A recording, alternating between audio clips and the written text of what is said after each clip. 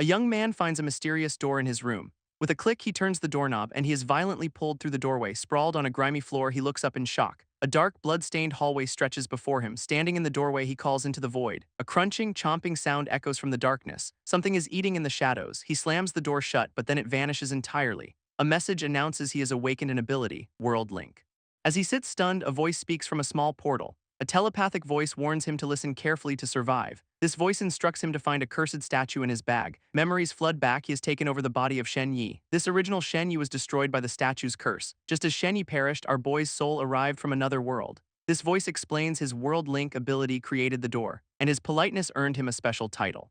This voice warns that his enemies are coming and that it needs him. He is already a target and cannot figure out why. With no way to defend himself, he decides to re-enter the door. Despite his fear, he resolves to enter again. A powerful aura surrounds him, the gatekeeper of worlds. He politely introduces himself, activating his new title, but a three-eyed skeleton just growls in response. This skeletal beast crashes down hard, and Shen Yi jolts awake in his bed. He is frustrated to learn he can only earn one title a day. If the skeleton blocks the door, he is stuck, so he decides to use his past life skills. This monster turns its glowing green eyes as it smashes its way out of the room. Shen Yi desperately calls for it to wait, pointing out its many severe injuries. This creature actually stops in its tracks, and Shen Yi makes his offer, but its response is a blast of purple energy. His negotiation has clearly failed. Later, at his apartment, his parents visit, and he cherishes this family moment. Their peace is broken by a knock at the door, revealing two police officers outside. They are here to discuss the Shen Yi case, but they dismiss it as unpredictable fate. This lead officer says nothing can be done, and Shen Yi's anger boils over. He remembers the victim of the curse and challenges their passive acceptance. These officers are left speechless by his question, until the younger one speaks up with new information. This officer says they found no one with a grudge against him, and with their duties done, the police prepare to leave, but our boy knows they are just scared of the curse, when suddenly the sergeant with the prosthetic arm returns. He quietly hands over his personal card, telling the kid to call him directly if anything feels wrong, leaving him with the name Sergeant Luo Feikyuan. A small spark of hope ignites. But he questions what one sergeant can do against such a threat, especially now that his enemies know he is alive, and he fears they will target his foster family, a desperate resolve taking hold. He knows he must get stronger immediately. He forces a smile and approaches a strange door, stepping into a dark, dilapidated room, where a skeletal creature greets him from the ceiling, but it ignores his offering, pointing towards something else. It wants a different item and offers a trade in return. A glowing crystal that grants knowledge and skills, and without a second thought he grabs it, shattering the gem into a vortex of green energy, which instantly teaches him a new elven movement technique, giving him a new way to defend himself. This skeletal creature collects its payment, absorbing the offered items as the door seals shut. This lead questions the secrecy of their new contract. He tries to practice a new skill but lacks the agility points. A voice from the darkness questions how he is still alive. This lead's eyes widen in shock. An assassin hangs upside down outside his window, ready to test him. He dodges a sudden attack, realizing they have sent a killer. He tries a different tactic, activating a polite person skill, but the assassin's blade swings down, completely unaffected. He learns his title is too low rank to work. He quickly spends a status point to boost his agility, finally unlocking the evasion technique. He activates Moonlit Deerwalk, vanishing in a flash of green light. This assassin is left alone, stunned by his target's disappearance. He charges forward, refusing to let the kid escape, but suddenly finds himself in a strange, desolate space. This lead appears behind him, sealing the door to the trap. A monstrous three-eyed skull materializes in the darkness. Its massive jaws lunge toward the trapped assassin. This sounds of a brutal attack echo from the void, leaving only a skeletal remnant behind. Back in his room, the lead collapses against the wall, exhausted. A sudden knock at the door makes him fear another assassin, but a familiar voice calls out, asking if Shen Yi is okay. Shen Yi recognizes his best friend and shifts back to his normal form. His friend bursts in, hugging him tightly and apologizing for the trouble. Shen Yi reassures his friend it was not his fault, but Heiyu is still overcome with guilt and relief. As his mother explains, his dad is out getting a special tonic, and Heiyu is stunned by the news of such a rare item, reminding Shen Yi to recover for the upcoming high school exams, which triggers a sudden realization for Shen Yi. He is a middle schooler who missed his first exam due to the curse, but his mother says he can still pass with a good agility score, and he finally understands the world's stat-based exams, but going to school means painting a target on his back. And his mother senses his deep hesitation, so she pulls him into a comforting embrace, telling him he does not have to take the exams if he does not want to, because all they truly want is for him to be safe. Touched by her love, Shen Yi puts on a brave face, and the next day he arrives at the school, finding the curriculum focused on psychic energy and strength training, when a classmate tells him a girl named Zhao Yibing is waiting outside. And he remembers her as someone who constantly pestered the original Shen Yi, so he offers a cold congratulations, which prompts her to delete his number right in front of him. But Shen Yi calls her out for twisting the truth, sparking gossip and drawing the anger of another girl, and Zhao Yibing puts on a tearful display, but Shen Yi sees it as a performance and decides to fight fire with fire. Shen Yi publicly breaks up with a girl, declaring they cannot even be friends. Leaving the girl in tears and her friend enraged. Another student, Sun Ming, confronts him, and Shen Yi tries to explain the situation, reluctantly admitting defeat to end the conflict. He runs off pretending to be heartbroken, which leaves the girl completely flustered and confused. Sun Ming, furious, lunges to attack Shen Yi, but a teacher breaks up the fight, sending everyone to the field for their exams. His friend suggests skipping out to a comic shop. But Shen Yi feigns a stomach ache to get away. He rushes into an empty bathroom stall and summons the mysterious door once more. A shadowy figure emerges holding a strange pen and seems to be waiting for something. Meanwhile, in another world, an elf finds a gun, and as he teleports, a voice calls him human. He lands dazed in the middle of a forest. Suddenly, he hears a sound from the bushes, revealing three others who look just like him. He realizes they are all undead in disguise. This group hurries toward the elf village. Their mission revealed an assassination. He has been ordered to assassinate the elf chief, and his new companions question his sudden hesitation. So he puts on a crazed act, eager for the kill, barely convincing them as he realizes he is trapped. They arrive at the elven stronghold, a clear suicide mission, but a guard recognizes his medallion and opens the gates. Inside the village, he is greeted by beautiful elven women, and is quickly led toward the chief's chambers. His allies staying behind to ensure he does not flee. Caught in a deadly feud, he still hopes for a reward. He steps into a vast, dark hall alone, his expression hardening with resolve. Before a massive window stands the elven chief, who turns and welcomes the soldier from the front lines, and a new ability suddenly activates, revealing a storm of powerful titles surrounding the chief. He compares them to his own meager title.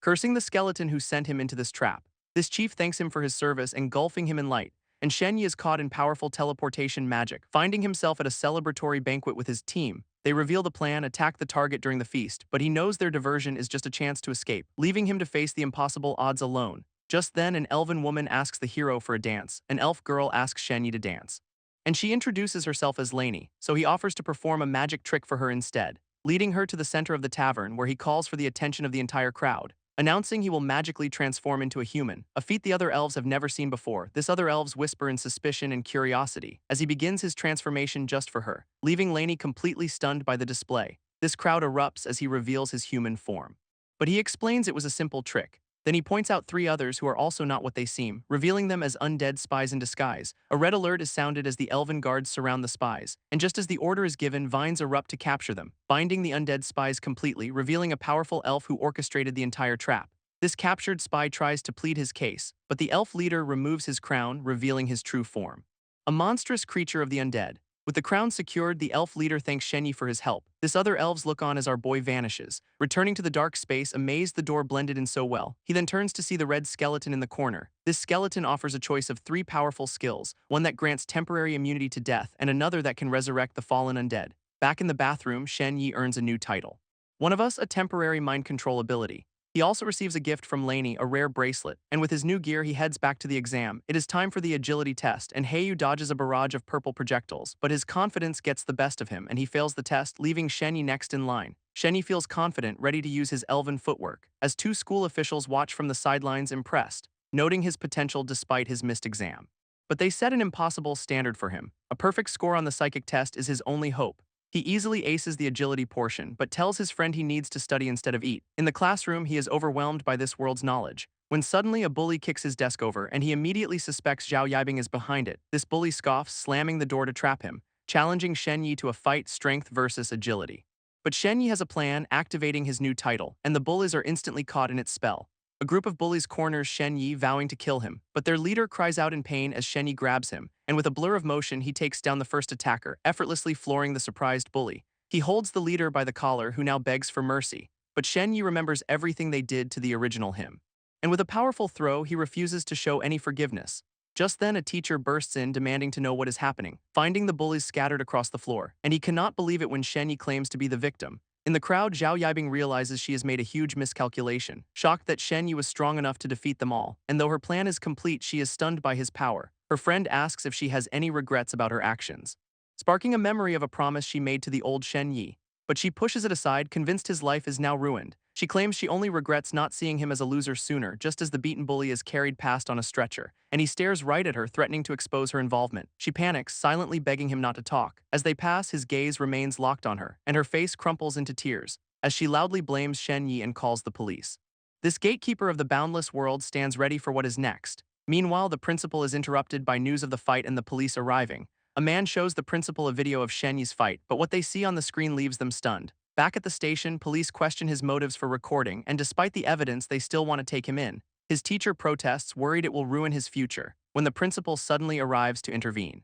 A long-haired man with him says Shenyi is out of their league, introducing himself as Kyan Russian from the Human Martial Arts Group. This organization is a direct path to power and greatness, and Shenyi senses an overwhelming aura from the man. Kyan asks for his strength stat and Shenyi answers with a 5, a number that leaves the others completely shocked. He then casually asks about his psychic power, and Shenyi confidently claims a score of 3.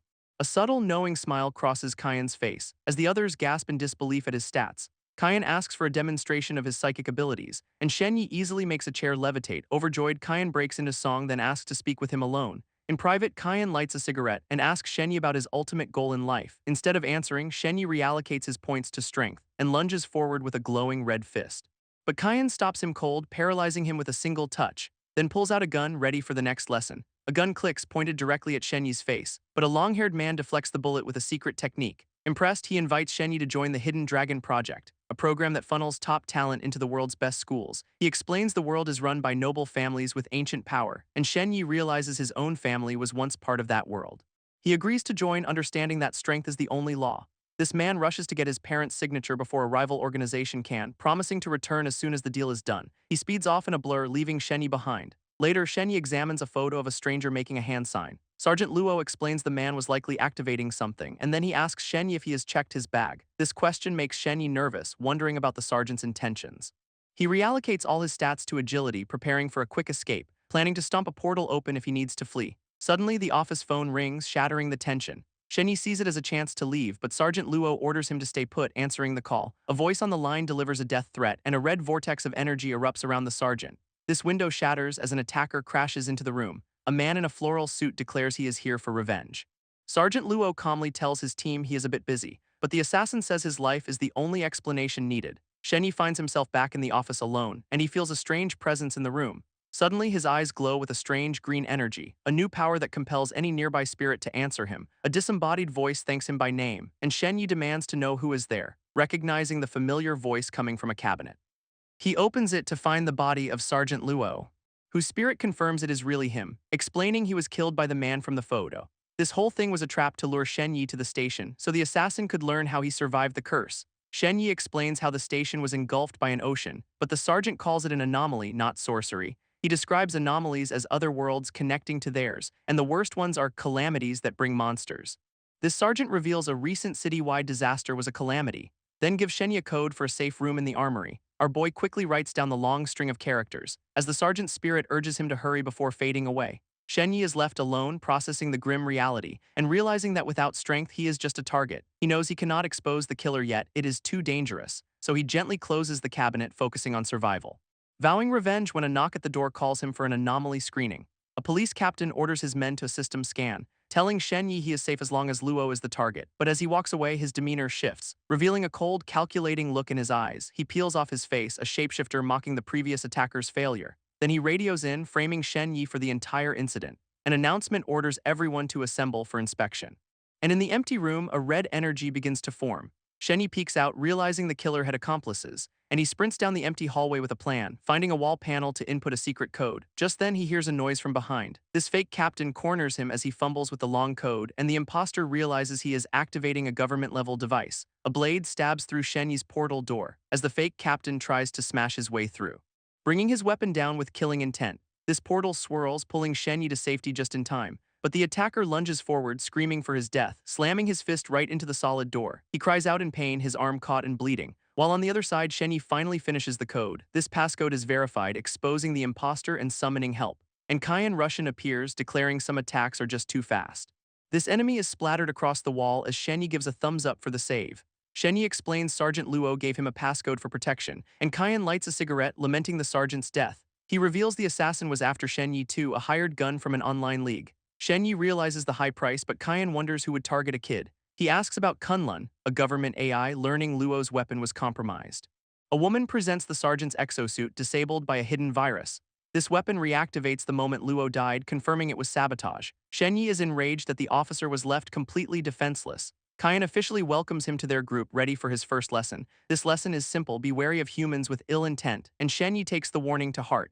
As they prepare to meet his parents, Shenyi asks about the other survivors. But Kyan warns him to stay away from anomaly cases. He tells a chilling story of a monster disguised in a human skin suit. Suddenly, Kyan stops in his tracks, a thought striking him. He makes a call, ordering a background check on a Zio Menju, and the information he receives leaves him visibly shaken. Shenyi overhears, wondering about her connection to the sergeant. At home, his parents tell Kyan there is a decision Shenyi must make first. His father presents a choice: rejoin his powerful, estranged family or stay with the group. Overwhelmed by their support, Shenyi considers his future. His mother reminds him that his family offers a life of wealth and comfort, but he signs the contract, choosing the group over his cold-hearted clan. Meanwhile, Zhao Yibing waits in a hospital hallway, tapping on her phone. She smirks as her video trends, confident she has ruined Shenyi's reputation. Zhao Yibing sends a final, gloating text, certain she will become someone they can never surpass, but a sudden notification shatters her victory. Her post is flagged for misinformation with legal threats attached, and she panics, unable to believe Shenyi had proof. Just then, the school celebrates his new contract with the martial arts group, announcing he has received offers from the top 5 high schools. Utterly defeated, Zhao Yibing collapses in a hospital hallway. Meanwhile, Shenyi gets a message about a government reward and heads to a lavish room to collect it. A famous celebrity, Su Mulin, greets him via video, encouraging him to become an important person. Shenyi recognizes her as the original him's favorite star and realizes everything in the room is tailored to the old Shenyi's tastes. Unsettled, he summons the mysterious door, stepping through into a scene of utter devastation. This skeleton's chamber is destroyed, his bones scattered everywhere. This skeleton's eye flickers, his life force fading fast. Believing this is the end in a twist of ironic fate, but Shenyi refuses to let his trading partner die, and after 2 hours, the skeleton gives up hope, just as the door reappears with Shenyi on the other side. He has spent all his money on a giant tank of healing liquid, and the skeleton uses its magic to pull its remains through the portal. This door erupts with energy as he reforms on the other side. He steps into a new world, only to be met by hostile soldiers.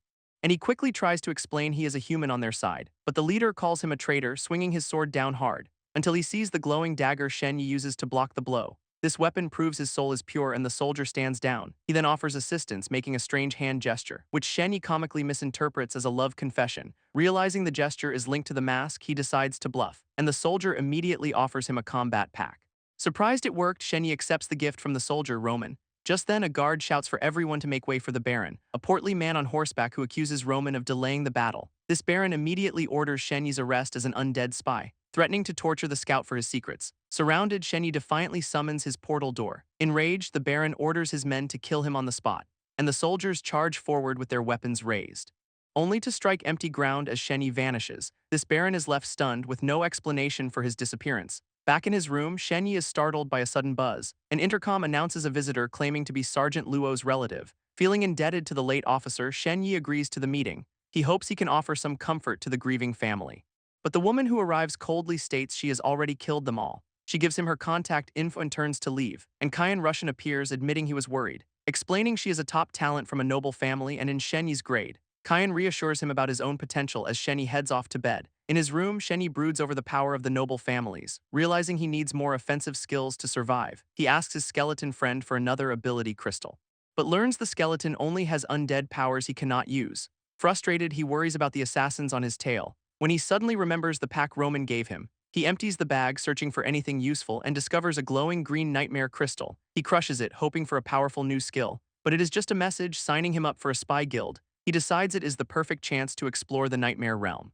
This skeleton questions his motives, but Shenyi admits he needs help. He steps through the portal into a desolate wasteland, a battlefield littered with the bodies of fallen soldiers. Survivors carry their wounded from the field, urging them to hold on until they reach base camp. Shenyi hides, worried about being recognized by the soldiers. He quietly moves through the carnage, while strange figures interrogate the dead about a missing mask. Overwhelmed, Shenyi collapses behind a rock, clutching his leg in exhaustion. A lone soldier despairs on a dark battlefield when a sudden sound catches his attention. It is a werewolf, and he gets a brilliant idea. He asks the beast to help him find the owner of a mask, and the wolf points him toward a severed arm. This soldier approaches the limb, hoping his magic will work, and the severed hand begins to twitch, making a familiar hand sign that confirms its identity. With its last bit of life, the arm points him forward, leading him to a pair of discarded boots. He grabs the foul-smelling footwear and feels something hidden deep inside, discovering a small disc and a card. This discovery unlocks a new ability. Item lore, revealing the disc is a key for a special weapon. Elsewhere, a soldier interrogates undead skeletons, but his skull companion offers to provide the intel instead.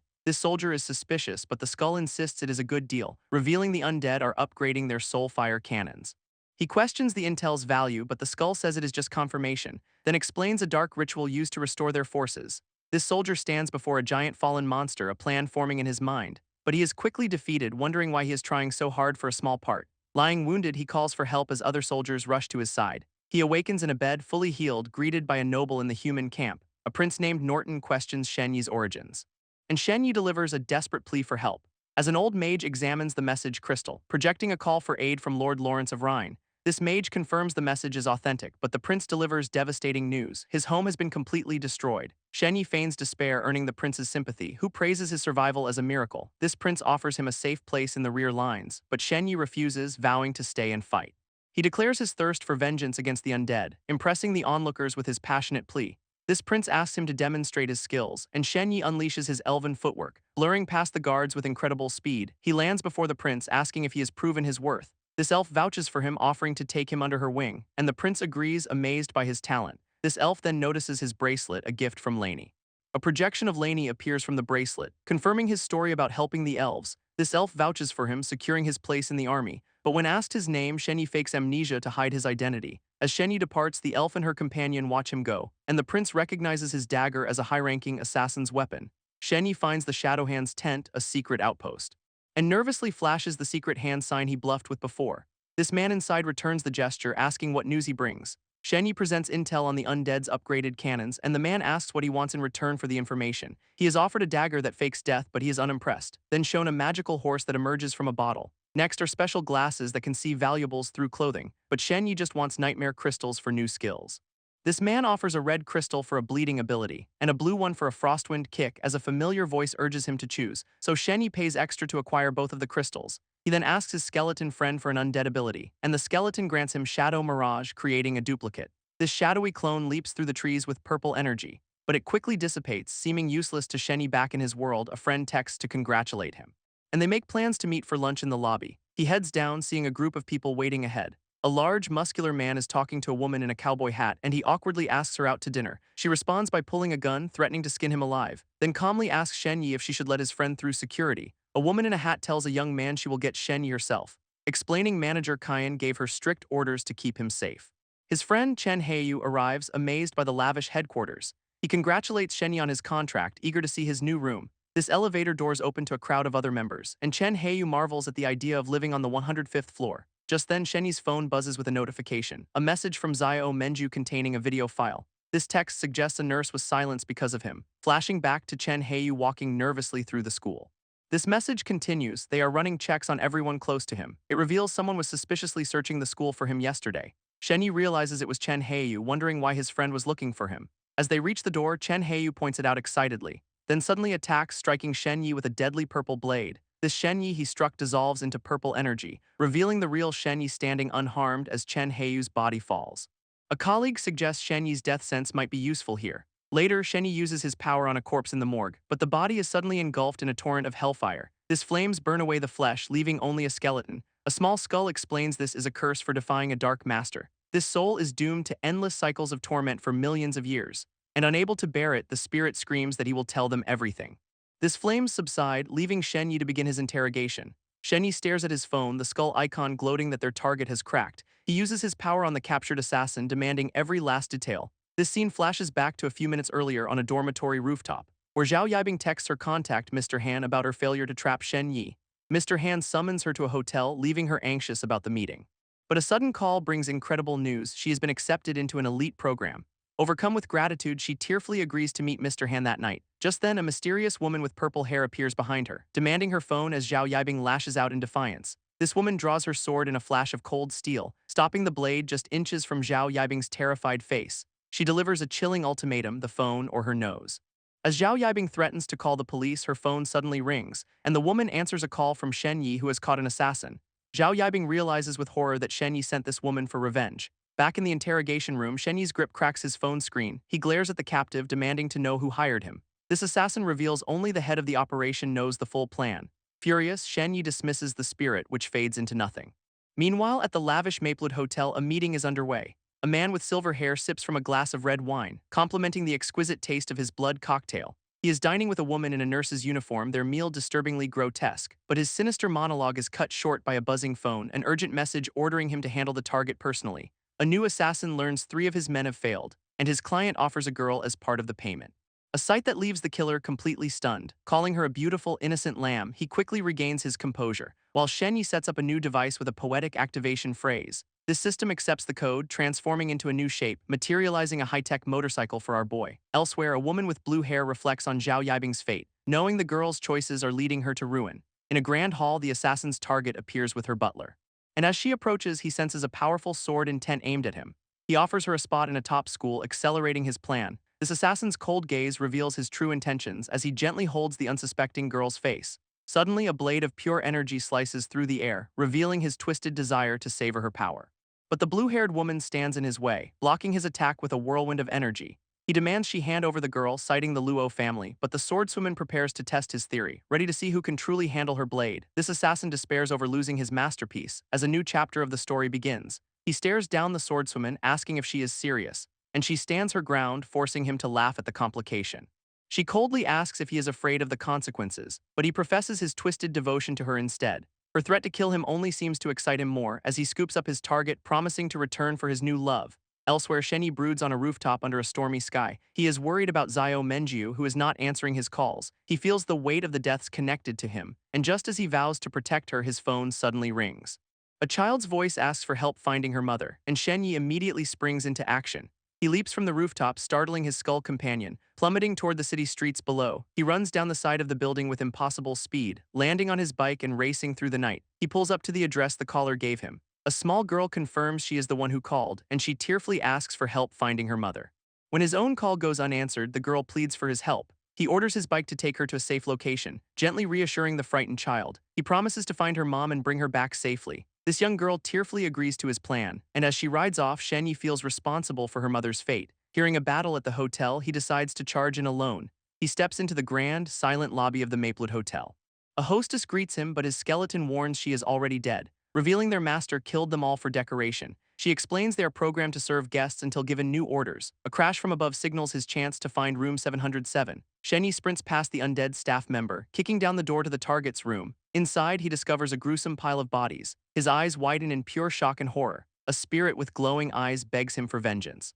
He vows to protect her daughter, but the spirit is confused, revealing she was the one who summoned him for help. Just then, the ceiling collapses as a fighter plummets down. It is the blue-haired swordswoman wounded from the fight. She unleashes a blast of red energy to defend herself as the silver-haired assassin emerges from the dust. He licks his lips, enjoying the thrill of the hunt. He starts a countdown, giving her 10 seconds to hide.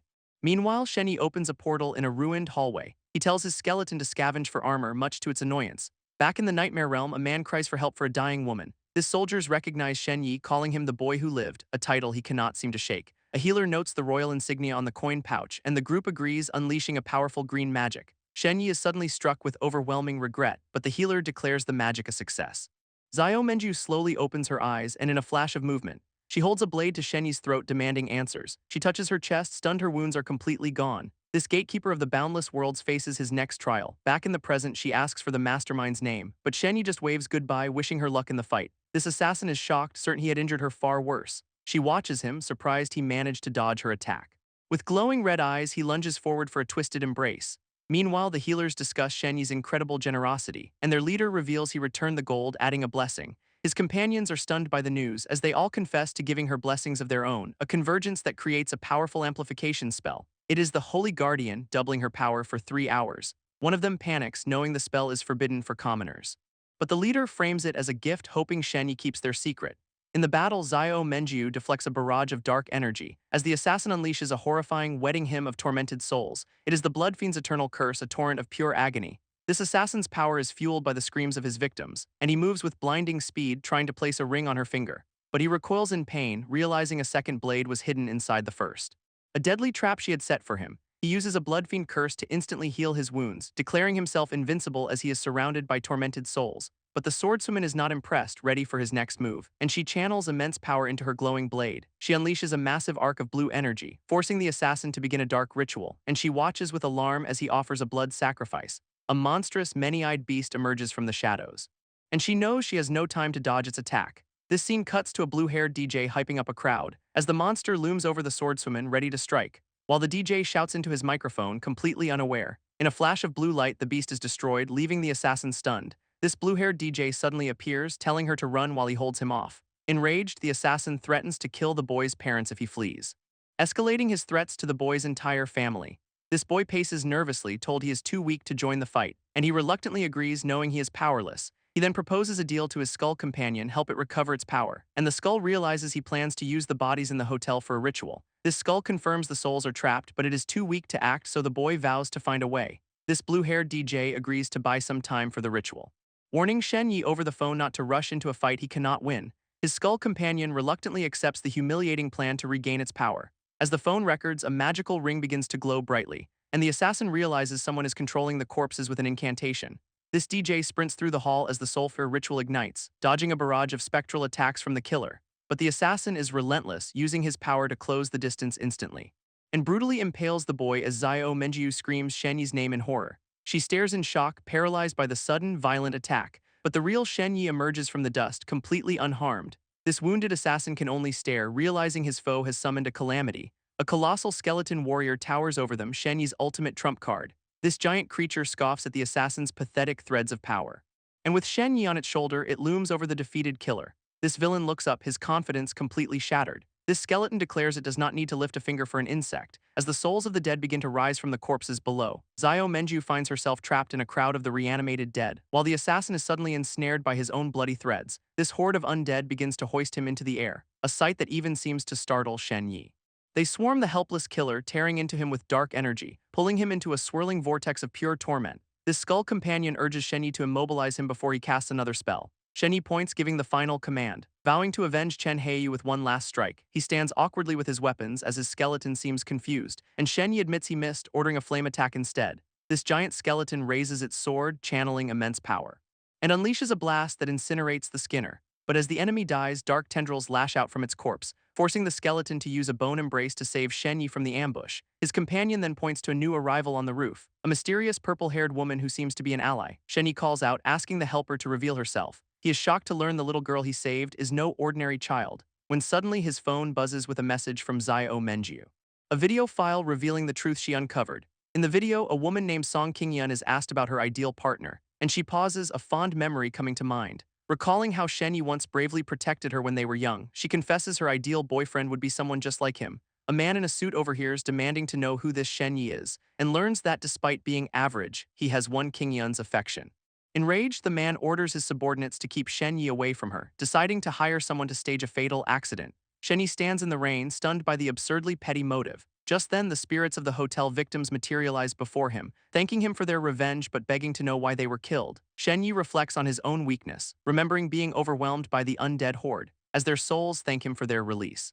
Finally freed from the curse that bound them, this blue-haired boy listens as the swordsman pieces things together, and he demands to know who their enemies are, but she only knows they are from powerful, noble families. She laments the price of truth, facing families she cannot fight alone, then turns to leave, satisfied that the hit squad is dead. As she departs, the boy's skeleton teases him for scaring her off, and he decides it is time for them to leave too.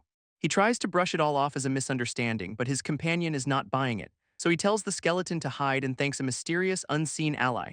From a rooftop high above, a girl watches his motorcycle speed away, sighing that Shen Yi has finally grown up. Perched atop a lonely tower in the rain, a pink aura surrounds her as she recalls he was even dumber as a kid. While the rooftop observer agrees that the kid is pretty dumb, a voice from her headphones asks if she's going to see him, but she is confident the swordswoman will not betray Shen Yi. Meanwhile, in a dark room, blood drips into a pool, revealing a horrific scene above a crimson bath. This wounded assassin looks up in shock as a dark presence calls him a fool, and he kneels, thanking his dark master for not abandoning him.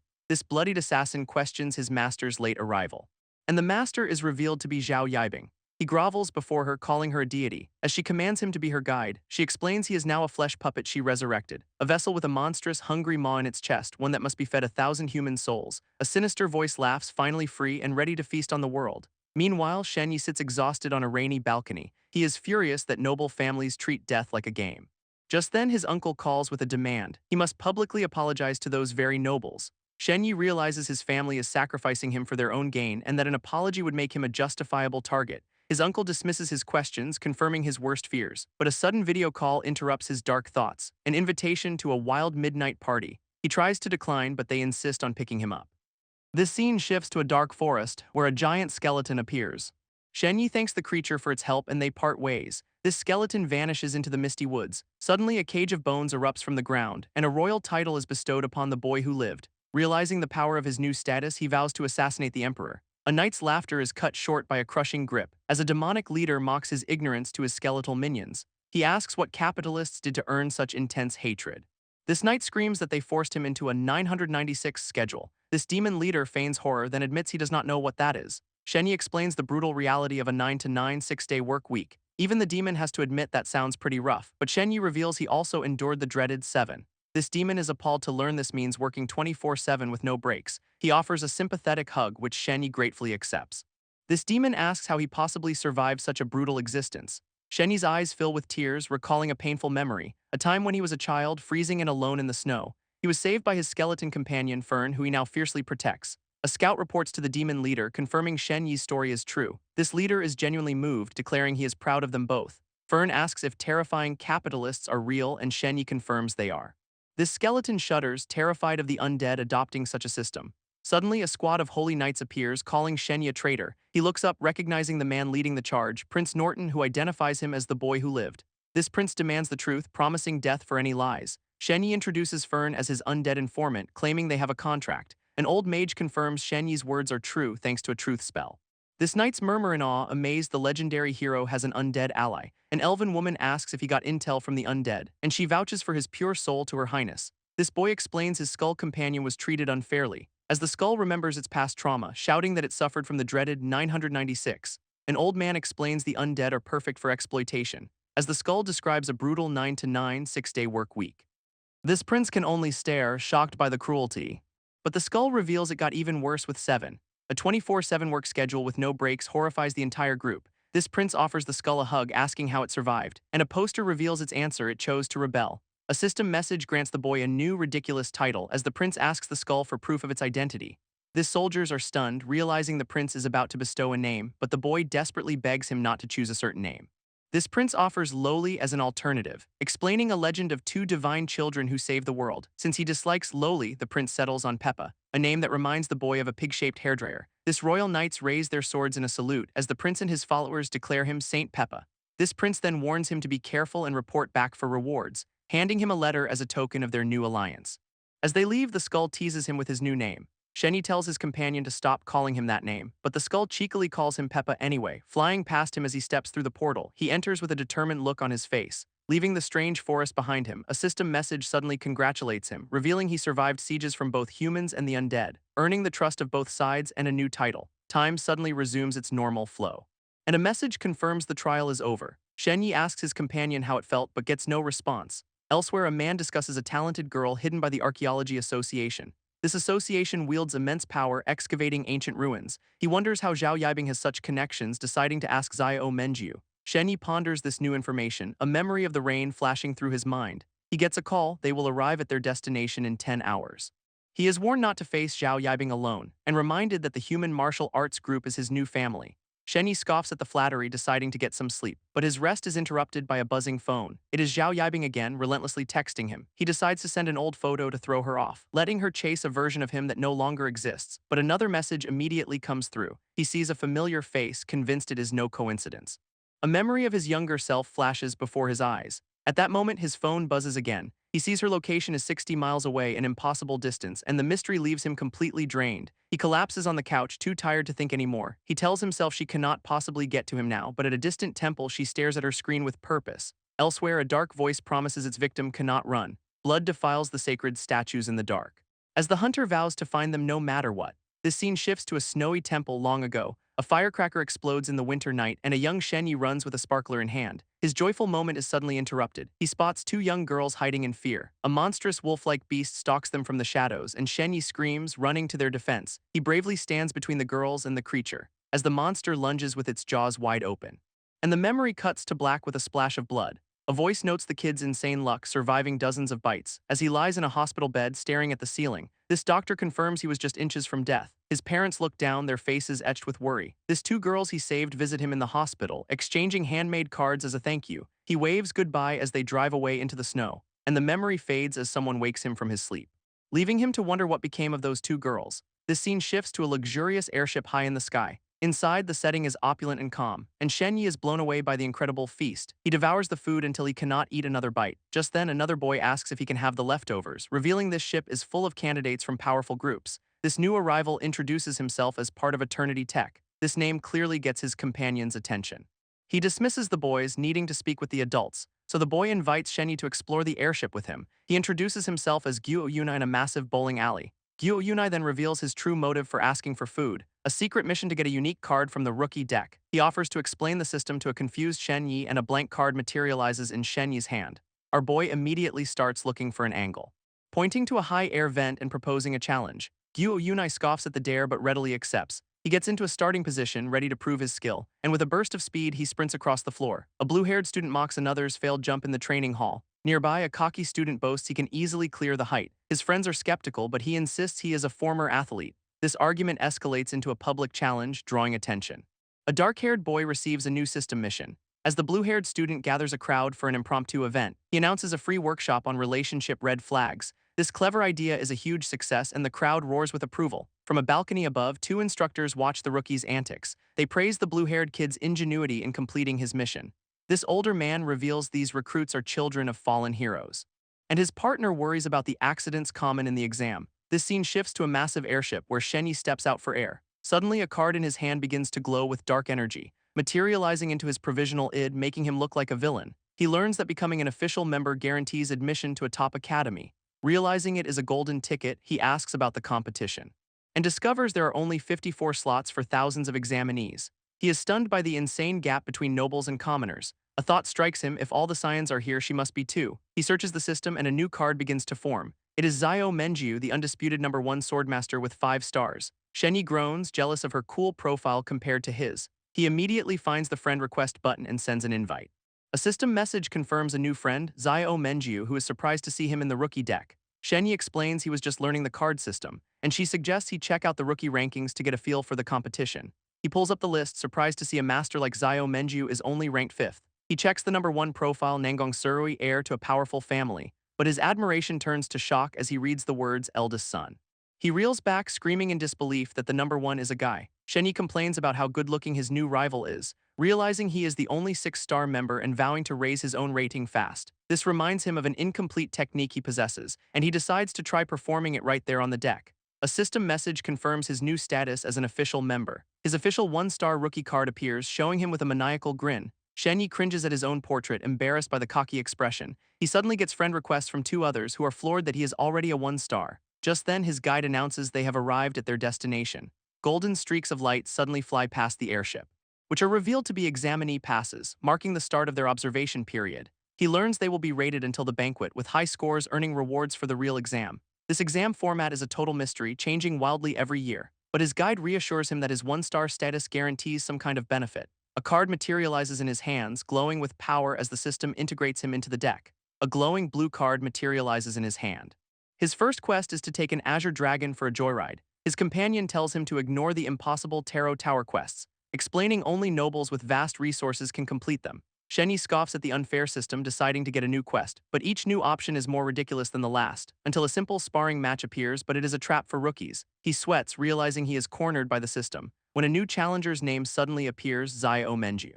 This cover art shows Shen Yi surrounded by dark power. He is stunned, wondering why Xiao Menjiu would challenge him. Elsewhere, a brawler taunts her, ready to farm a low-level player, and he throws a punch charged with purple energy, but she dodges his attack with incredible ease. His clothes are shredded, but his skin is untouched by her precise swordsmanship.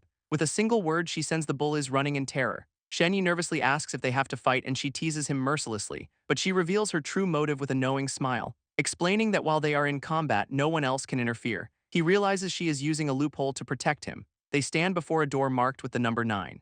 And he reveals Zhao Yibing sent a message, linking her to the Skinner's disappearance. Shen Yi realizes if Zhao Yibing is alive, the Skinner must be too, and Xiao Menjiu confirms it is very likely, adding that the Skinner cuts all communications to hide his kills. She then reveals noble families want to engage her to a powerful senior member, a recently widowed man in his 50s, which disgusts Shen Yi. He panics when she says she only asked for time to think, but she explains it was the only way to buy time while she is weak. A sudden burst of purple light catches him off guard, as she offers to teach him her family's secret sword technique. A title card for the series flashes on screen. Shenyi worries it will cause problems for her, leaving Zio Menju momentarily speechless, but she tells him not to worry about her when he is the one in danger. He smiles, insisting he just does not want her to get into trouble.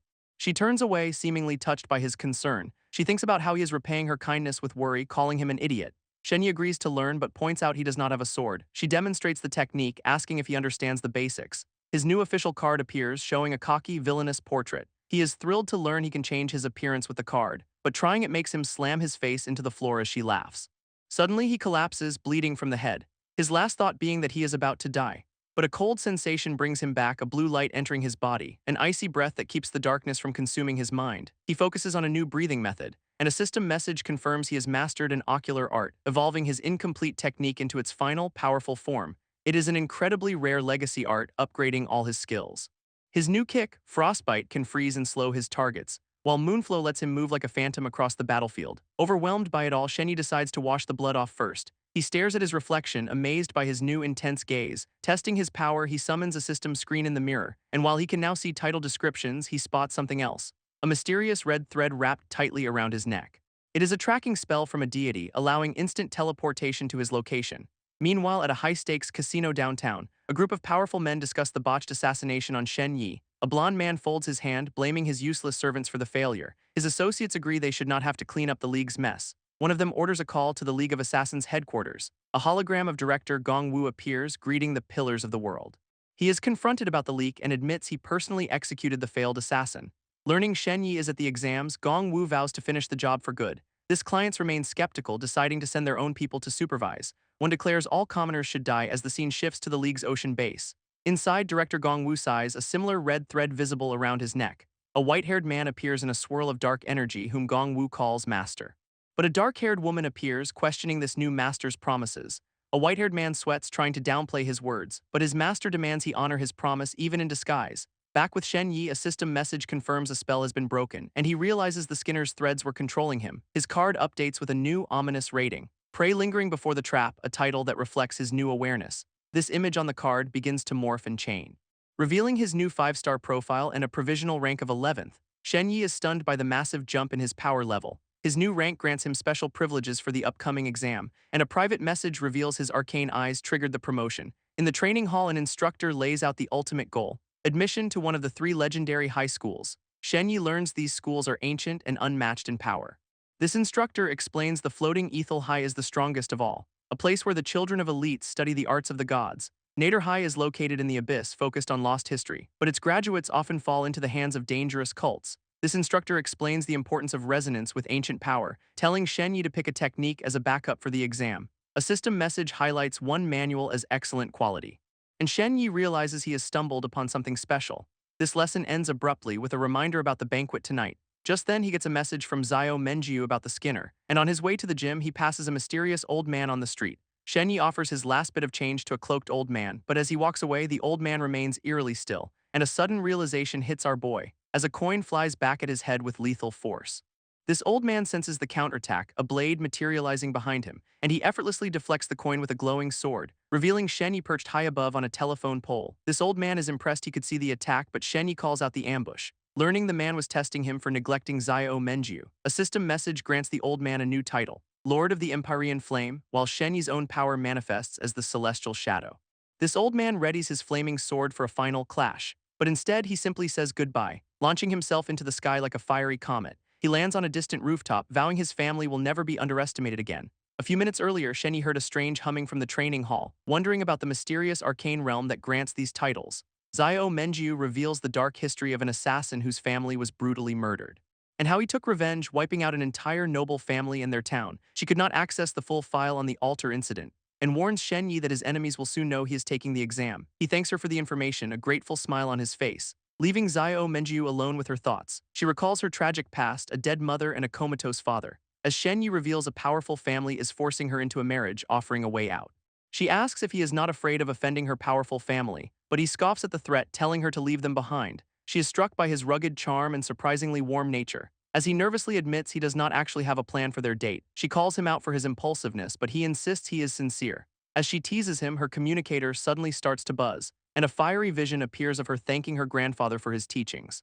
She explains her grandfather just visited to teach her a sword style. Shenyi suddenly realizes the old man he fought was her grandfather. A genuine, carefree smile spreads across her face. This scene shifts to a massive floating island in the night sky. A masked man appears, teasing Shenyi about his date, but his tone turns serious, warning him to watch his back tonight. They enter a massive, opulent hall filled with other examinees. Shenyi is stunned by the sheer scale of the banquet. His guide explains this party is a hunting ground for the nobles.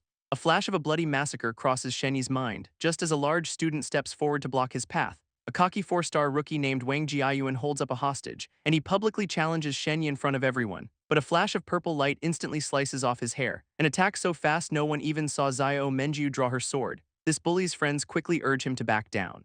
Just then someone points to a leaderboard appearing in the hall. It shows Xiao Menjiu is ranked in the second tier, one of the top 5 fighters. A title card shows a brutal 3-way brawl, leaving Shenyi and Xiao Menjiu completely speechless. This fight ends with a monk beaten on the floor, and Shenyi taunts the victor about his poor aim. He then turns to face a woman in a black dress, who accuses him of setting a monster on the Song Sisters years ago.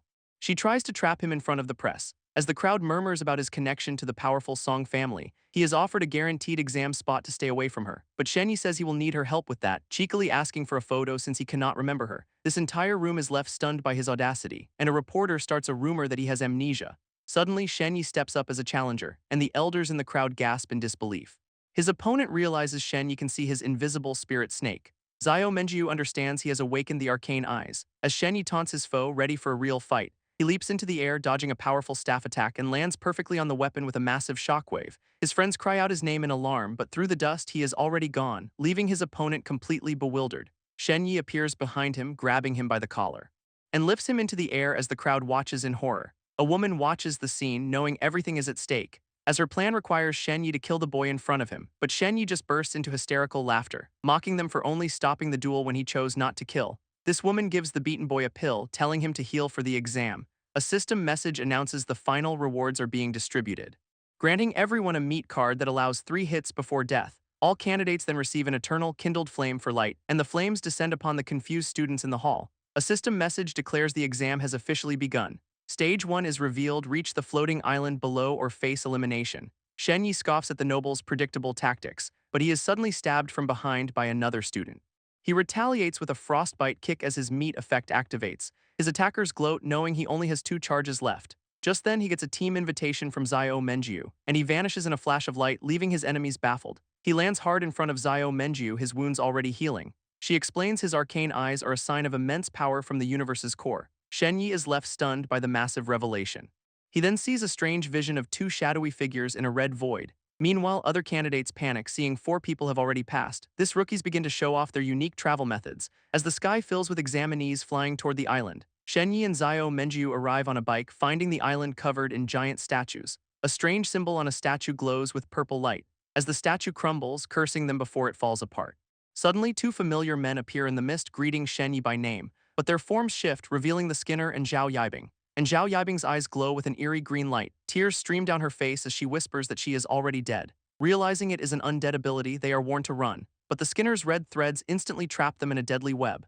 This undead Zhao Yibing grabs Shenyi's head, ready to take something back. Forcing his mouth open as he struggles against her grip, he is completely paralyzed, unable to fight back. Just then, a powerful force blasts her away from him, as a system message declares combat is forbidden in this stage. This Skinner scoffs at the rules, vowing to let them live for now, but promises he can come back for their heads at any time. A system message reveals the tracking spell placed on him, forcing them to race to the next stage to gain an advantage. As they run, Xiao Menjiu calls out Shenyi's name, and with a determined gaze she vows to protect him. He smiles, readily accepting her protection as they press on. Elsewhere, 2 other candidates beg a statue for a different quest, but the stone god refuses, demanding a grotesque offering. Meanwhile, Shenyi kicks over another statue until a candidate calls him to one with a sword. Watching his defiance, the other boys realize the test's true goal is not obedience, but finding the right god as Xiao Menjiu steps forward to make her plea.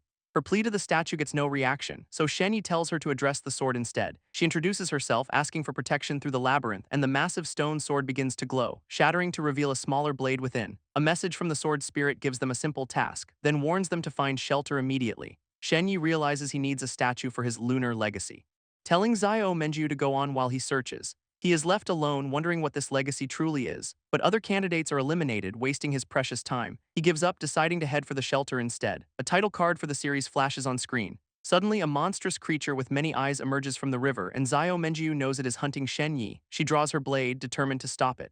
Her attack slices into its massive, eye-covered arm. This blow repels it, but she is drained of energy, just as Shen Yi calls out, having found a statue in the water. Inside a cave, he discovers the wooden statue has sprouted roots, and the new sapling asks for water, sunlight, and fertilizer. He pours water on it, watching her with a curious look. But the sapling rejects it, demanding a ridiculously complex recipe. With the water settled, they try using the kindled flame for sunlight. But the sapling says it is not sunny enough, giving Shen Yi an idea. This strange plant reveals its only fertilizer is moon-related poetry, as a massive fist smashes down on a monstrous centipede, tearing the creature apart in a brutal attack. This plant then demands to eat the centipede to regain its strength. Zio Menju watches in confusion as Shen Yi stores the corpse, and he awkwardly claims to be an insect collector as another monster appears. His new wooden ally zaps the shadowy beast, saving them both. This monster's weapon falls, revealing itself to be a sword spirit. Shen Yi tosses the wooden charm to Zio Menjiu for protection, but the monster now targets him, the one without a divine shield. She throws it back, insisting she does not need his help. This giant creature looms over her, ready to strike. As they start arguing, tossing the charm back and forth, their bickering leaving the monster completely dazed.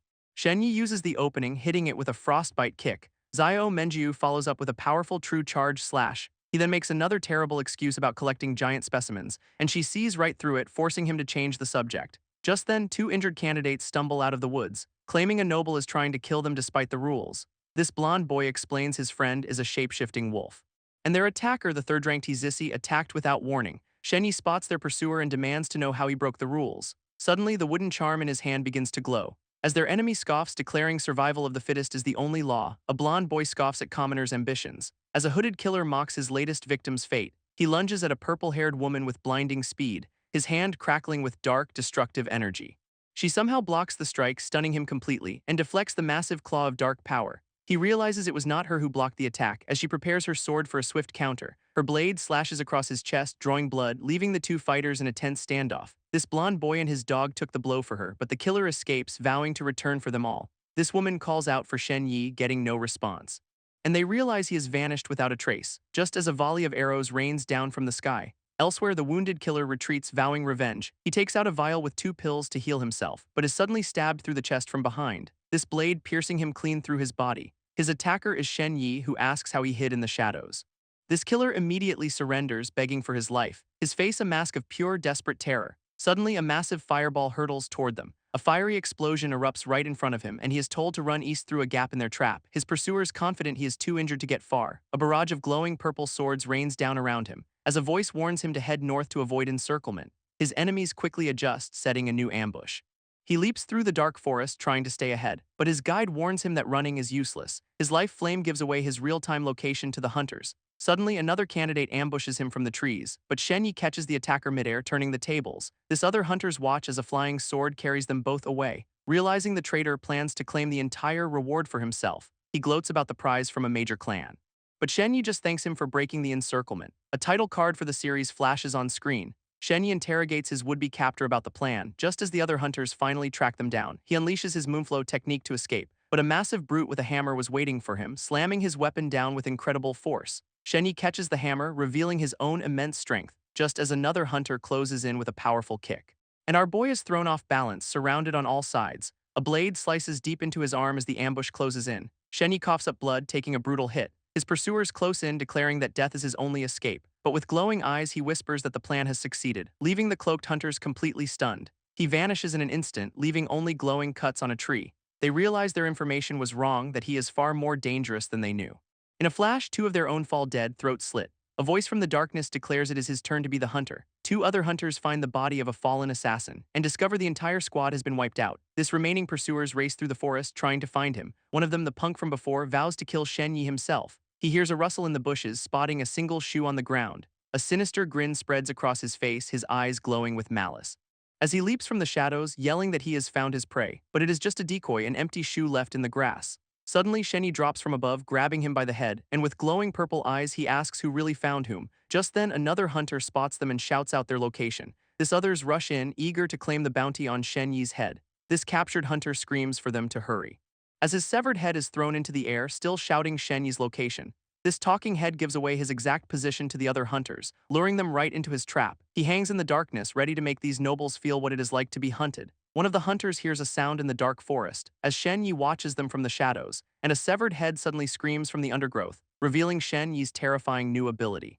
Just as another hunter is stabbed through the chest from behind, this remaining hunters brace for an attack knowing Shen Yi is close, but the blue-haired boy is immediately run through with a spear. Pinned to a tree as his allies learn Shen Yi can hide in shadows, he vanishes again, saved by his meat card, so their leader decides to burn the entire forest to the ground. He summons his allies, floating above them in a blaze of fire, and prepares to unleash a devastating fire talisman, engulfing the entire area in a fiery explosion. His own teammates are caught in the blast, screaming in agony, as the inferno carves a massive crater through the landscape. This entire forest is reduced to ash, but they spot Shen Yi still standing. A hunter gloats that he is now trapped inside a wall of inescapable flames, but a blizzard of ice shards suddenly rains down on them, freezing them in place as the fire user steps up to defend his team. One suggests retreating, but another hunter refuses, vowing to kill Shen Yi herself. A massive skull of pure death energy materializes behind Shen Yi, and as the fire user defends, our boy appears right behind him for payback, unleashing a blast of cold, dark energy. This hunter mocks the attack just before ice spikes erupt from the ground, impaling him as Shen Yi watches with cold, glowing eyes. A spirit snake appears before a blue-haired boy, but he scoffs at its attempt to defend the noble families.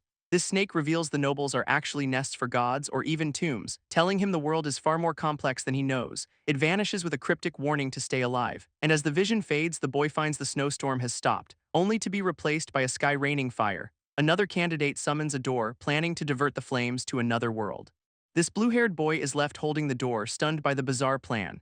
As his ally burns, a cursed statue offers to take his place for a drop of blood. He bites his thumb, activating its power as the rules of the test change. Suddenly, he is transported to a desolate, rocky wasteland. He finds himself facing a massive army of the undead. He holds up a glowing medal, claiming to be on their side. This skull-faced token glows with an eerie purple light, summoning a terrifyingly powerful undead general before him.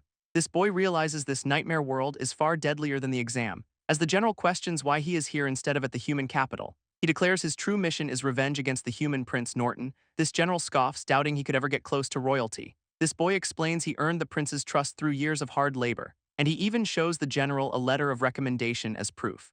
But he reveals the prince exploited him, taking 90% of his profits. That stolen wealth was used to fund the prince's decadent lifestyle, while his workers were trapped in debt and illusions, turned into mindless slaves. A knight declares the chaos is all part of Prince Norton's plan, just as a frost demon king appears, mocking his naive idea of revenge. This demon offers him a glowing stone, a supposed map of the undead clan. He is told to use the stone as bait to get close to the prince for an attack. This knight realizes it is a suicide mission and the stone is likely a bomb. Surrounded by skeletal warriors, he has no choice but to accept, as the demon lord calls its surrounding army a simple pursuit drill. A skeletal hand suddenly grabs his shoulder, and the demon lifts him effortlessly into its palm. With a powerful throw, he is launched into the sky, as the demon orders its army to hunt down the thief. He flies toward the human camp, screaming for help from the soldiers below. This demon's subordinate questions if this human can succeed where they failed. A title card for the series flashes on screen. He keeps running, finally stumbling into the human encampment. He looks up to see a massive, glowing door ahead. He hurls the stone at it, then turns to yell for help with his information. The soldiers recognize him as Saint Picky and rush to his defense. They form a shield wall, determined to protect the messenger. Picky runs past the guards as they hold back the undead horde. He reaches an elven commander, warning her of a massive plot to kill the prince, but her grave expression leaves him speechless. He sees Prince Norton already bandaged and dying in bed. This prince weakly explains he fell into an undead trap. As the prince's life fades, an attendant gives a final blessing. This prince's attendants mourn his fate, vowing to die with him. But Picky reaches out, telling them not to give up just yet, and the dying prince agrees to let him try, having lost all hope. Picky pulls out a glowing vial, determined to save the man who believed in him. Meanwhile, the undead general reveals the stone was a soul shock bomb, but as he tries to detonate it, nothing happens. He wonders if the distance is too great to trigger the explosion, growing more frustrated as the bomb fails to activate. Picky considers using a futuristic machine but fears being burned for heresy. This prince orders his guards to leave, asking only for Picky to stay by his side. His loyal followers reluctantly obey his final command. Picky sees the prince not as a noble but as a true comrade. He places him in a high-tech chamber which begins a 10-hour repair cycle, but the machine is too large to fit through the secret passage door. He carries the prince himself, declaring, "Long live the people." Stepping through the door, he enters the fiery testing grounds, finally reaching a collapsed hidden passage to wait. A system message appears, granting him a new attribute: the boy who lived for saving the descendant of a god. He decides to rest there until the prince's treatment is complete. Sometime later, back in the main world, rain pours down. Shen Yi emerges from a pool of water as Xiao Menjiu watches, calling him cunning. She confronts a new woman, recognizing her as a hidden observer from a past battle. With glowing red eyes, she warns the stranger to stay away from Shen Yi and the woman agrees, saying she finds their struggle entertaining to watch. This blonde prince awakens, wrapped in bandages, shocked to find he is still alive after the attack. His guard, Beiki, explains they are in a secret undead passage. This prince reveals a traitor was behind the assassination attempt and asks Beiki to be his personal guard, trusting him with his life. Beiki eagerly accepts the mission as the prince begins to teleport them. They arrive at a remote cabin, one of several random hideouts. This prince tells Beiki to secure the perimeter while he sends orders. Beiki decides to quickly sneak back to the testing grounds, promising himself it will only take a few minutes. He summons a unique gate to connect the two worlds. But a powerful old man with glowing eyes appears behind him. Holding a severed head, he tells Shen Yi to accept his death. It was all a trap. A title card for the series flashes on screen. Shen Yi boosts his agility, desperately trying to flee. This old hunter watches him go, noting his impressive speed. He vanishes in a blur, creating a ripple in the rain, and reappears right in front of Shen Yi, moving faster than sound. A powerful sonic blast engulfs our boy, consuming a defensive shield. This shockwave obliterates a path through the forest. This hunter stands in the crater, sensing something is wrong. He realizes Shen Yi left a substitute and somehow vanished. A flashback shows Shen Yi diving through his gate just in time. He slams the portal shut, realizing he cannot go back for now. Returning to the cabin, he makes an excuse to the fake prince about his condition. This prince explains how he used his absence to set an ambush.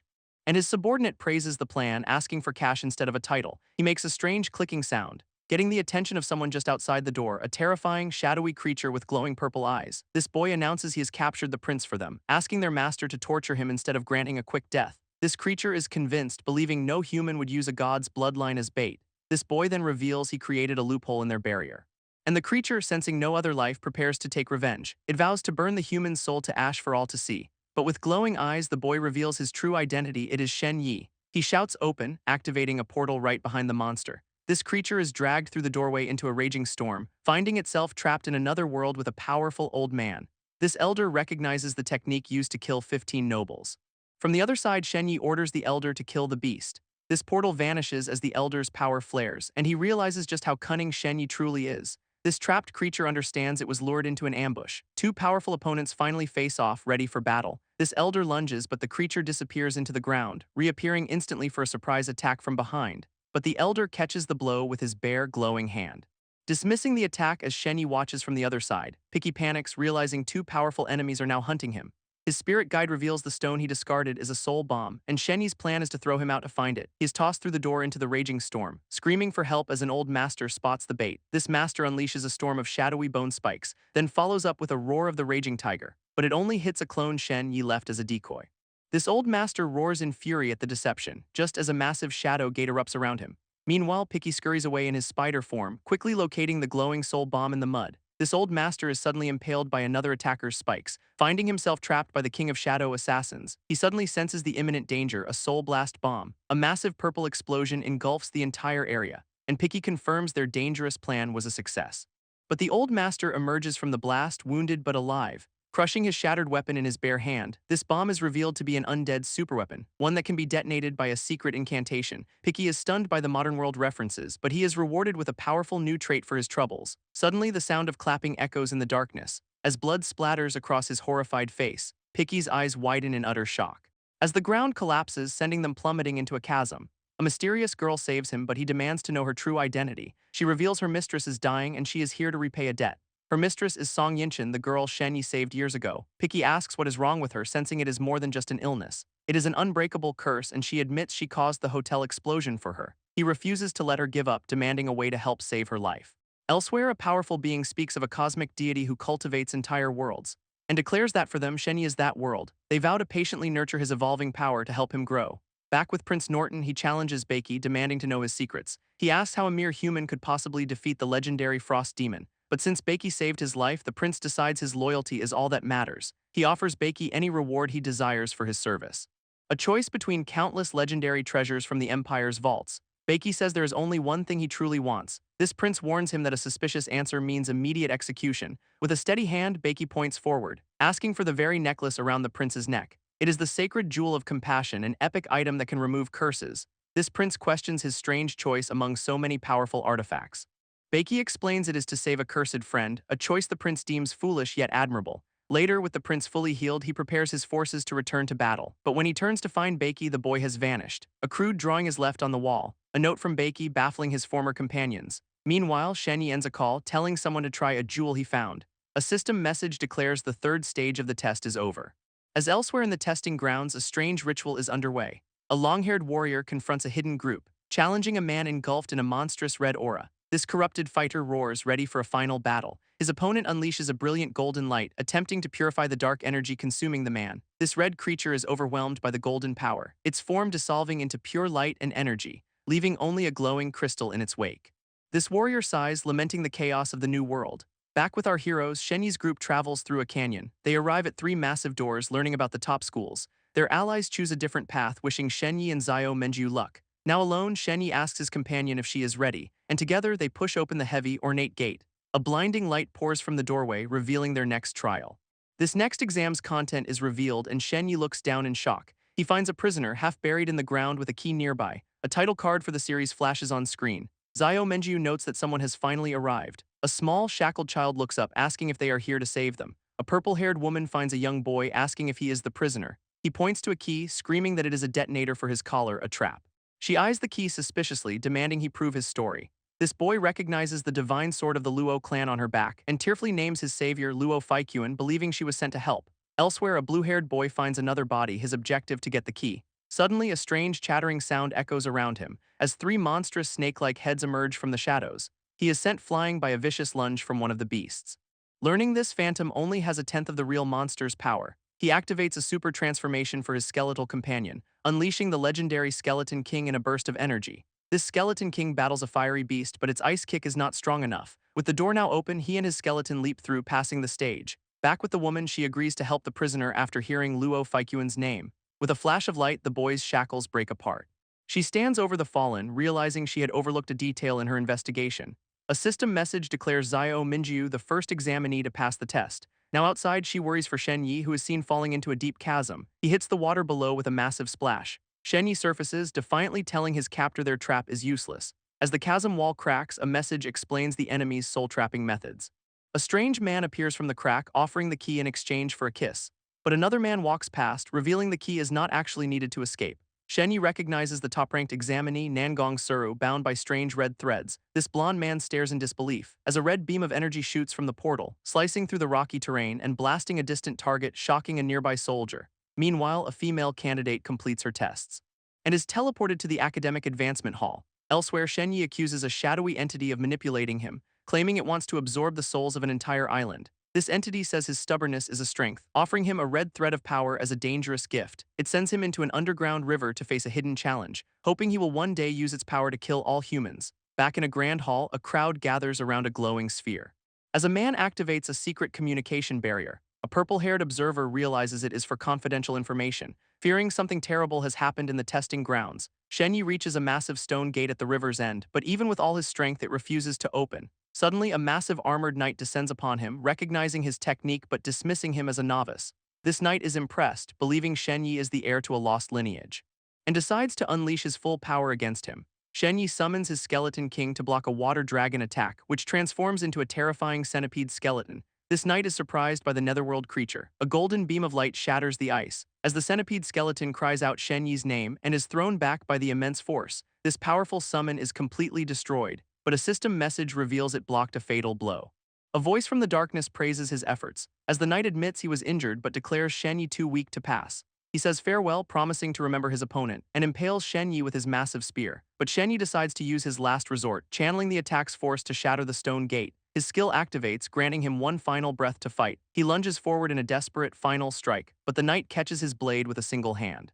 This attack is stopped cold, the knight impressed by its speed, leaving Shen Yi helpless on the end of the spear. This knight explains the history of the 4 sects, just as a massive wooden dragon erupts from the water. Shen Yi defiantly asks why his opponent returned after losing, and a mysterious woman appears, confirming he won but was deceived. He angrily dismisses her warnings, caring only about his victory. She insists that everything she has said is the truth, and proposes they make another bet. She reveals a secret list of people who ordered the attacks on him and his friends, offering him the list if he can defeat her one more time. This entity offers a dangerous bet, a goddess's wager. Back in the hall, the exam officially ends, but Shen Yi is missing. As others celebrate, Zio Menju realizes something is terribly wrong. A rival taunts her, claiming Shen Yi's absence proves he failed. He sneers, calling her a fool for believing in our boy. An official welcomes her to the academy but gives a chilling warning. Zio Menju glares back, defiant and worried. But then a voice cuts through the crowd. "I saw Shen Yi." An investigator asks the witness Nangong if Shen Yi was dead or alive. Nangong explains how Shen Yi saved him from the calamity, proving his innocence. But a woman in black declares that if Shen Yi is alive, he must be arrested. She insists he was always a demon, certain he joined the enemy. His rivals quickly agree, accusing him of breaking sacred rules. Suddenly, a water bubble materializes, holding a battered Shen Yi, and an official immediately places him under arrest for treason. Shen Yi denies it, desperately warning them of bombs planted in the city. This woman in black scoffs, dismissing his plea as utter nonsense. She accuses him of creating a diversion for an ambush. Trapped, Shen Yi demands his release as the official orders an investigation. He screams that their delay will cost hundreds of thousands of lives. This official coldly orders him to be silent, but a golden light flashes, a finger pointed in defiance. A man from the martial arts group demands his release, challenging the official's authority. This official tells him to stand down, offering a single chance to walk away. His eyes glow with power as a strange wooden spirit appears by his side. A strange seed-like creature unleashes a wave of green energy, engulfing Shen Yi in a powerful healing light. His observers are stunned by this sudden turn of events. As the crowd realizes he has received the blessing of the Arcane realm, an official laughs, impressed by his feat, but a woman in black moves to claim him for her own group. This crowd gasps as a massive dragon appears in the hall, and a system message confirms Shen Yi has joined a legendary sect. This official grabs him, demanding to know how he joined the lost sect, explaining it is a legendary power that has long since vanished. Suddenly, all three major schools are vying to recruit him, but he ignores their offers, demanding they disarm the bombs in the port. Just then, an alert sounds, multiple explosions rock Cloudspare port. A flashback begins, showing the peaceful city just moments before, where a woman is telling a story about the goddess of springs. She speaks of a legend where the goddess saved the land from drought. A small child approaches, offering her a single flower. This woman accepts it, playfully asking who is more beautiful, and the child declares that she is, without a doubt. This woman smiles, seemingly touched by the innocent gesture, but her eyes glow with malice as she curses the child in return. Nearby, a white-haired man smiles, obeying a divine command. This child and her family look on in terror as the people around them begin to glow and vanish, culminating in a massive explosion that tears the city apart. A mysterious woman calmly faces three assassins, who are instantly impaled by a dark, bloody power. Two more warriors charge in, calling her a monster, but she unleashes a massive shadow attack, stunning them. A powerful energy wave blasts through the battlefield. An elder orders his team to keep their distance and attack from afar. They bombard her with a volley of ranged abilities, hoping their combined assault was enough to win. But a voice from the smoke mocks their efforts, warning she is still alive. She emerges reborn, declaring herself the goddess of the spring.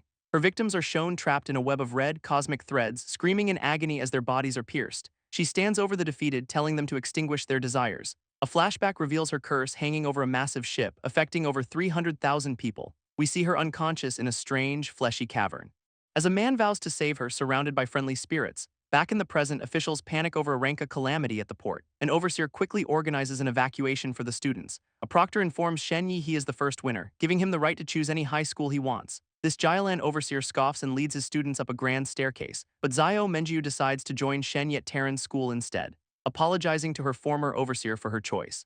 Another top student also defects, intrigued by Terran's ancient inheritance. A mass curse sweeps through the port, creating deadly phantom copies of everyone. An overseer from Nader Academy calls for his students to gather, and an examiner decides to lure the powerful enemy away from the students. As elsewhere, a purple-haired woman battles her own phantom copy. Their duel is a whirlwind of clashing steel and explosive energy, while a blonde fighter is brutally beaten by his own doppelganger. This phantom lunges, ready to deliver a final killing blow, but Shen Yi arrives just in time, grabbing the attacker's leg. But it is a trick. The real Zhang Xiaoi is on the ground, and a phantom Shen Yi attacks him. This lightning attack obliterates the boy, who marvels at Shen Yi's power even as he dies. Zio Menjiu appears with two spirit dogs, unable to identify the real person among two copies. Shen Yi leaps into battle, explaining he is immune to the curse because he won their bet. She is still flustered, unsure how to handle the two identical phantoms. They decide to find Nangong Suru first, but Shen Yi suddenly stumbles to the ground. Zio Menjiu asks what is wrong, and he brushes it off as simple dizziness. But an observer notes that his strength is completely depleted. Nangong Suru appears, explaining that with Shen Yi weakened, they must defeat the examiner's copy. But Zio Menjiu admits she is also too drained to fight, leaving Nangong to go alone. As he leaves, they learn this entire space is a fragile realm created by the examiner. If she fails, they all die, and they see Nangong is already fighting his own copy. This real Nangong summons golden spirits with his massive brush, launching an attack. Just 2 minutes earlier, the group realized they were too weak to help him. Refusing to give up, Shen Yi decides to join the fight despite his exhaustion. He summons a spirit horse, leaving his companions stunned by his resolve. Meanwhile, glowing hands reach out from the darkness, a sign of the realm's decay. An instructor unleashes a powerful ink formation, as Shen Yi offers a legendary healing elixir to a classmate, who hesitates, knowing how precious the medicine is. Suddenly, a glowing dove delivers a message from the outside world, an update on the devastating explosion at Cloudspare Port. But Shenyi knows it is a lie, the curse mark on his hand has not faded. The students scramble to find mounts, desperate to reach safety. Though some complain about their less than majestic steeds, they kick up dust as they begin their frantic journey. A massive group riding hard across the desolate plains. A vision flashes of a person trapped by glowing blue spirits. As the students continue their desperate ride onward, their instructor finally announces they have arrived at their destination, ordering everyone to dismount and head through a portal. Before leaving, Shenyi decides to give a parting gift, infusing his mount with residual arcane energy from the realm. These students are then pulled through a massive painting of horses, emerging into a grand hall that looks like a museum. Shenyi is confused, asking if this is really the Terran school, and the purple-haired woman confirms it is to his shock. This is the Museum of the World, located in the world's capital city. A woman contacts Shenyi, denying her involvement in a past incident. She promises to come out of seclusion to reveal the truth, and he immediately asks her messenger if she is Song Qingyun. Back with the group, an instructor cancels their vacation due to the curse. A glowing woman announces immediate training, shocking the new students. They are forced into worn-out armor, complaining about the gear, and learn they are being sent into a dangerous anomaly. A stern general on horseback sizes up the new recruits, but before he can continue, a hand prepares to snap, and a woman in red armor freezes time completely. She explains an anomaly is a controlled time-space invasion for training. A golden beam of light signals the start of the trial, and as time resumes, the general continues his speech unaware. He berates the recruits, demanding absolute military discipline. He grills a blue-haired boy who gives a perfect, sycophantic answer. This general orders them all to run 10 laps to test their potential. As they run, the dog is whipped for barking without permission, a brutal lesson in discipline for the new recruits. But the general suddenly stops the blue-haired genius, offering to let him rest in the barracks instead. He is led to a private room with a hot spring, where the general asks to see that thing, causing the boy to panic. This general is confused by his terrified reaction, revealing he just wants to show him the profession selection orbs. He presents the Demon Slayer, a warrior who suppresses evil, and the Wind Tracker, an agile scout and assassin. He warns that choosing multiple professions is extremely difficult. Despite the warning, the boy confidently chooses both. Later, he relaxes in the hot spring, enjoying his reward. A blue-haired boy relaxes in a hot spring, enjoying the feeling of youth, when a knock at the door announces a takeout delivery. And he shouts for them to leave it, learning there is a package too. After they leave, he cautiously checks the entrance, reaching out from behind the gate to grab the mysterious box. Suddenly, fireworks erupt, congratulating Shenyi on his exam results. As he unrolls a glowing banner from the box, finding it too flashy, he then checks a student profile for a mysterious girl named Yun Nai, just as a system message declares he is now a 6-star disciple. His power surge causes the hot spring to completely evaporate, and Zio Menjiu bursts in, worried for his safety. They are both stunned by the awkward situation, and he quickly asks her to wait so he can get dressed. But the anomaly closes, teleporting everyone out instantly. A female student teases him for adapting so quickly, and he desperately dashes through the crowd to find clothes. Later, he is on a call, horrified by the massive celebration in his honor. As his parents wish him well before hanging up abruptly, Shenyi ends the call, utterly baffled by everything. His expression then hardens with determination. Realizing his new permissions can help him investigate a past incident, he quickly finds a file on a man in a suit, his identity authenticated for confidential information. This file reveals the man, now white-haired and bloody, tied to a chair. A captor grabs his face, accusing him of disobeying orders. This captor taunts his prisoner for refusing to open an altar, mocking him for causing his own family's demise, and insists he should be thanked for the experience. But the prisoner's eye glares back with pure hatred, as the captor suddenly screams in agony. His hand devoured by the starving, red-eyed man, he desperately calls for his guards to attack, but they are instantly shredded by a dark, bloody power. This prisoner hangs from the ceiling, condemning the noble family's arrogance, while his captor tries to summon a desperate counterattack. But the white-haired man only laughs, heralding an incarnated god, and promises to consume them all, leaving nothing behind. Back in the anomaly, Shenyi stares at his phone, confused, learning how noble families forced a man to summon a demon. He questions why he is being shown such dangerous secrets, seeing visions of the man's past and vowing to stop him. A system message explains he has the right to see this truth. And Shenyi recognizes a cursed statue from the video, an ancient artifact from a long-lost clan. Feeling overwhelmed, he decides to just go to sleep. Elsewhere, under a crescent moon, someone walks through a grand estate, where two blindfolded maids summon the second mist to a study. A silver-haired woman looks up from her book, agreeing to go. She makes her way through a quiet courtyard at night, arriving at a grand hall to meet her father and sister. A woman happily recognizes Shenyi as her childhood savior, while her sister looks on, repeating his name in a daze. She apologizes, her memory completely gone, as a voice orders her to cooperate with her sister, calling it a rare opportunity. A flashback reveals her sister awakening a powerful family talent, while she was sickly, her own awakening a complete failure. Her weakness was seen as a disgrace to their noble family, forcing her to hide away in shame. But her sister reached out, promising to protect her always. She swore that no matter what, they would always be family, but from that moment on, she felt herself fall into an abyss, her existence worthless. She now believes her sister cursed her out of jealousy, turning her into a cripple. She was forced to bear the blame for crimes she did not commit, and decides to see Shen Yi one last time before the end. This next day, the anomaly at Terran begins. Students are ordered to hug pillars to suppress the curse, but those strong enough to resist are free to move about. This purple-haired woman grabs Shen Yi, dragging him away to talk. She reveals the news about the port was a lie, a fabrication. This truth is that the port has fallen with almost no survivors. She suspects it is a cover-up, a tactic to buy time for a new plan, and she believes it has something to do with him. He agrees to be cautious, peeking through a nearby door, and finds the mysterious girl from before who reminds him of her promise.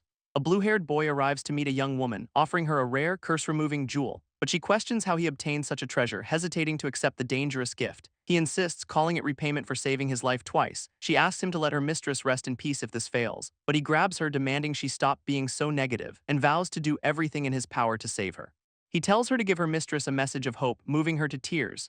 This conversation turns to a dark secret about the Song family, revealing a plot to frame the second sister for a massive disaster. This eldest sister is the family's future, a prodigy who cannot be stained, while the second is deemed worthless and disposable. He realizes this was all a setup, and the girl confirms her suspicions. This eldest sister has always tortured the younger out of fear and jealousy.